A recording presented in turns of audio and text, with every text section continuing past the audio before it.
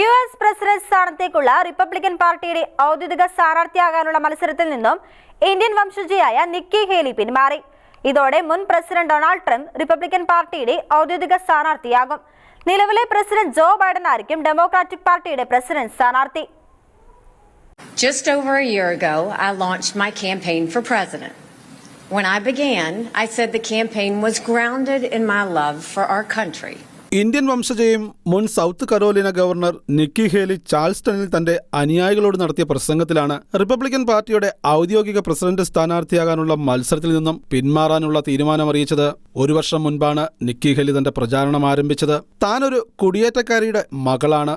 മഹത്തായ അമേരിക്ക എന്ന രാജ്യത്ത് നിന്നും ലഭിച്ച പിന്തുണയ്ക്ക് നന്ദിയുണ്ട്. എന്നാൽ തന്റെ പ്രചാരണം താൽക്കാലികമായി നിർത്തുകയാണ്. അധികാര സ്ഥാനങ്ങളിൽ ഇല്ലെങ്കിലും ഞാനെന്നും അമേരിക്കൻ ജനതയ്ക്കൊപ്പമായിരിക്കുമെന്ന് നിക്കി ഹേലി പറഞ്ഞു. ഇതോടെ ഡൊണാൾഡ് ട്രംപ് ജോർജ് ബൈഡന്റെ എതിരാളിയാകും. 2020 പ്രസിഡന്റ് തെരഞ്ഞെടുപ്പ് പോരാട്ടം വീണ്ടും ആവർത്തിക്കുമെന്ന സൂചനയാണ് സൂപ്പർ ട്യൂസ്ഡേ ഫലങ്ങൾ നൽകുന്നത്.